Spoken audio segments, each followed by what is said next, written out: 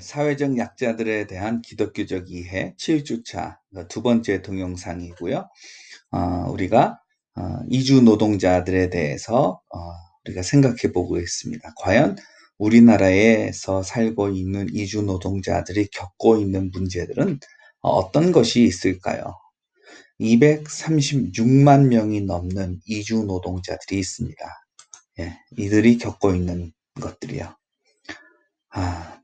그 네팔 노동자가 1995년도 1월에 벌써 한 26년이 됐습니다. 이미 그때에 같이 모여가지고 이 부당한 노동에 대해서 노동자 취급에 대해서 그 구호를 외치면서 항의하고 데모한 적이 있는데요. 그때 나왔던 이야기입니다.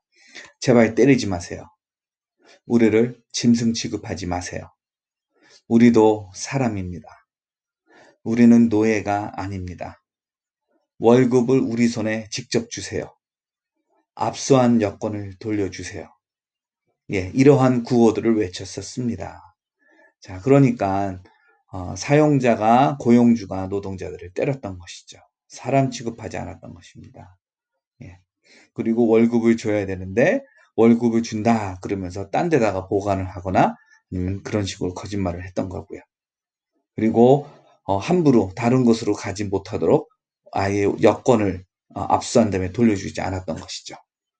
어떻게 이런 문제들이 이런 일들이 많이들이 나오게 되고 구체적으로 어떤 문제들이 있었을까요? 구체적인 문제들을 좀 이야기를 한다면 이 인권 침해입니다. 체불을 하고요. 그리고 폭행을 하지 않는 것. 노동자에게 그 노동의 정당한 대가인 임금을 지불하지 않는 것. 그거는 인권 침해가 되는 거고요. 그리고 노동자에게 말로 업무를 지시해야 되는데 감정으로 막 폭행하고 그러는 것. 그건 인권 침해에 해당이 되는 것입니다. 그리고 경제적 불이익이요. 한국인과 외국인 노동자와 그 임금 차별을 하고요. 그리고 자녀 교육에 어려움을 겪고 있고요. 그리고 언어, 문화적으로 마찰을 경험하고 있습니다. 자, 그런데 흥미로운 건 뭐냐면 1990년대에는요. 그 개별적 그 사람들의 그 인권 아주 기본적인 그 인권과 관련된 문제들이었다라고 한다면 2000년대가 들어오고 이제 2000년대 넘어서 2020년대를 그 10년대 넘고 20년대가 되면서 계속돼서 증가하고 있는 문제는 뭐냐 하면 정주와 관련해 가지고 문제가 발생되고 있습니다.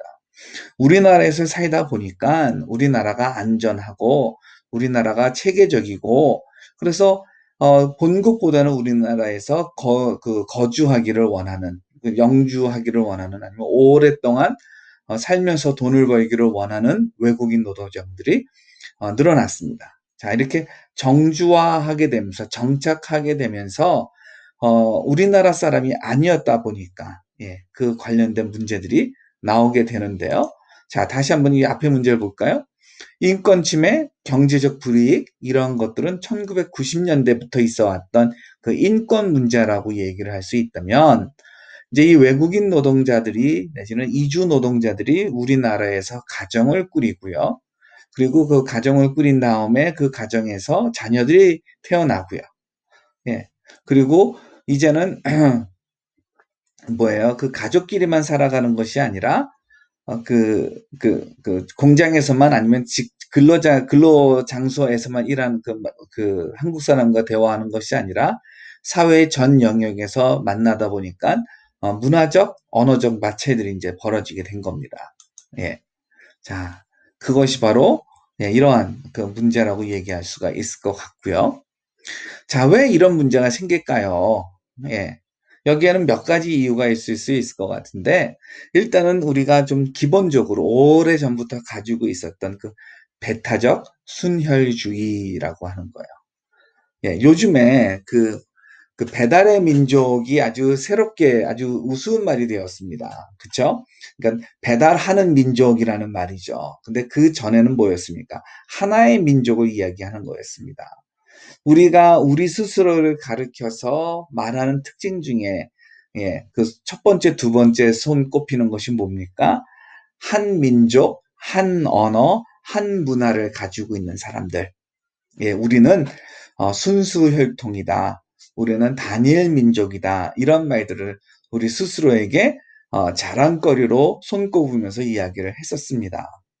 자, 이러한 우리의 이 생각이 우리만 생각했을 땐 나쁘지 않았지만 이제 우리나라에서 살고 있는 외국인들을 생각을 할 때에 예, 이것이 배타적 그 정서가 되어버리는 것이죠. 아니, 뭐, 우리나라에서 우리가 하나의 민족이라고 말하는 게 뭐가 문제야? 라고 얘기한다면, 입장을 바꾸어서요. 그러면, 일본에 살고 있는 우리 민족이, 한국인이 부당한 대우를 받는 것은 어떻게 생각합니까? 한국 사람이 미국에서, 영국에서, 프랑스에서, 독일에서, 예, 그 한국인이기 때문에 배척당하고 배타당하고 차별적 처우를 받는다면 여러분 어떻게 생각합니까? 다 같은 이치입니다. 그러니까 그 역지사지를 해보면 조금 더 균형 있는 그 시각을 가질 수 있을 것 같고요. 그리고 우리나라의 문화, 그리고 우리나라의 교육이 이것을 사실은 좀 그 장려해 온 것도 없지 않아 있는 것이 정도가 아니라 아주 다분히 있습니다. 예, 우리의 문화가, 그리고 우리의 학교 교육이 배타적 순혈주의를 예, 조장하고 이것을 좋은 것으로 가르쳐 왔지요. 예. 그리고 또 한편으로는 환경이 우리끼리 모여 살다 보니까 이 다양성이 있는 내지는 다양성 속에 공존하는 교육이라고 하는 것이 부재하게 되었습니다. 예, 이거는 이제 그 결과적인 것이죠. 예, 한국 사람끼리 모여 있다 보니까 다양성이 부족해진 거죠. 거기에다가 또 뭐예요? 예, 우리 하나 그 집합주의 내지는 집단주의라고 하는 그것도 사실 이거는 도움을 주지를 않았고요. 자, 그런데 이 변화가 사실은 갑작스럽고, 각이 아니라 갑작입니다. 미안합니다. 갑작스럽고 엄청 빠르게 일어났습니다. 우리나라에서 일하는 외국인 노동자 내지는 이주 노동자들이, 어, 그, 아시안 게임, 서울 올림픽, 그 즈음 전까지만 하더라도 거의 없다시피 했습니다. 우리나라에서 일하는 사람들은 흔히 미군이 아니라면 거의 자원봉사자들만 우리나라에 있었습니다. 그런데 1986년과 1983, 88년 그 즈음을 중심으로 해가지고 우리나라에 돈 벌기 위해 오는 사람들이 생겨났습니다. 아주 갑작스럽고 큰 변화였습니다. 이 갑작스럽고 큰 변화에 사실 우리 한국 사회가 준비되어 있지 못했던 것, 그것 또한 사실입니다. 자, 그럼에도 불구하고 우리 교회는 그동안에 이 이주노동자들을 섬기려고 나름 노력을 했습니다. 1992년이죠. 예, 이때 희년선교회가 만들어졌고요.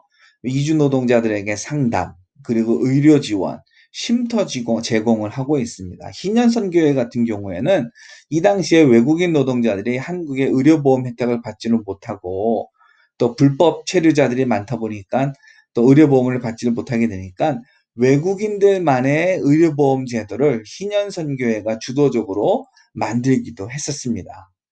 같은 해 11월 또 한국기독교교회협의회에서는 이제 한국교회 외국인 노동자위원회를 만들고요. 또 이 사람들의 그 건강을 위해 가지고 무료 진료를 해주기도 했고요. 94년도에는 성남 외국인 노동자의 집, 안산 외국인 노동자 센터 등 외국인들이 많이 모여 사는 지역에 이런 식의 그 외국인 센터들이 생겨났고요. 그리고 1995년 이후로는요, 그냥 외국인 교회도 만들어졌지만 그 종족별로요. 예, 그 나라, 그 종족별로 그 교회들도 많이 만들어졌습니다. 그러니까 조선족 교회 있고요, 몽골족 교회 있고요, 베트남 교회 있고요.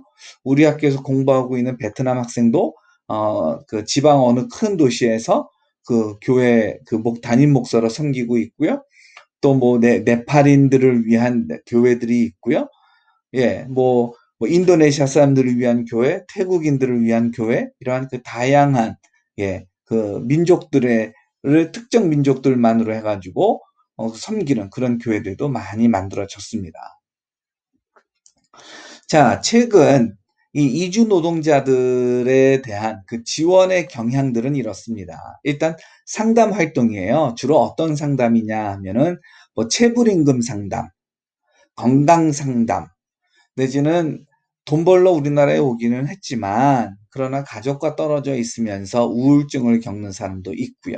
하여튼 여러 가지 관계적, 심리적 어려움을 겪는 사람들을 위한 상담 활동도 있습니다. 그리고 두 번째로 또 주거 의료 복지 서비스를 하는데요. 어, 그 고용주가 주거지를 마련해 주는 것도 있지만 그렇지 않은 경우도 있고요. 그러니까 당연히 주거지가 필요하겠죠. 또 그 A 업장에서 일하다가 B 업장에서 일을 하게 될 때 그 중간에 어찌 잠시 뭐 그게 며칠이 됐던 몇 주가 됐던 그 머물 곳이 필요하게 되잖아요. 그러니까 그런 사람들을 위한 주거 복지 서비스가 있고요. 그리고 이제 그 교육 활동이 있습니다. 한국어, 귀국 후 재정착, 컴퓨터, 자녀 교육, 그리고 산업 안전 교육 등으로 그 중요도가 내지는 뭐라 그럴까요? 그 가용도가 좀 바뀌게 되는데요. 하여튼 한국어 교육이 가장 많고요. 그런 다음에 귀국 후 어떻게 재정착할 것인가. 예, 이런 거를 돕는 그런 교육 활동들도 있습니다. 그리고 네 번째로 이주 노동자들에 대해서 보다 더 잘 알기 위해 가지고 예, 연구하는 그 연구 활동들이 있고요. 그리고 이 사람들의 그 목소리를 내어주는 그 언론 활동도 합니다. 그리고 종교 활동, 선교 활동, 예, 이런 활동들이 있고요. 이런 것들을 지원해 주죠. 그러니까 얼마 전에 그 추석이었을 때 많은 이주 노동자 교회들이 추석 중심에 어떤 뭐라 그럴까요? 수련회 같은 것들을 했었죠. 그리고 이주 노동자들이 자체적으로 조직할 수 있도록 그걸 지원해주는 활동들. 예, 이러한 것들이 요즘의 지원의 그 경향들입니다. 자, 그런데 이렇게 해가지고 모든 그 문제가 내지는 필요한 것들이 다 채워진 것이 아닙니다. 예, 과제가 아직도 남아 있는데 이주 노동자들이 자체 조직을 결성하는 것, 이것이 여전히 아직 어렵습니다. 왜냐하면 다들 월요일부터 토요일까지는 직장에서 일을 하다가 바쁘게 일을 하다가 그리고 오랜 시간 동안에 일을 하다가 모이려고 하다 보니까 이 자체적으로 조직 결성하는 게 그게 그렇게 쉽지만은 않아 보입니다. 예, 하여튼 이 노력은 여전히 있고요. 그리고 이 지원하는 단체들 사이의 협력이요. 그러니까 우리나라 사람들의 이 문제라고 얘기할 수 있을 것 같아요. 우리나라 사람들이 뭐 다른 나라 사람들은 뭐 다 잘하는데 우리만 못하는 거는 아니고요.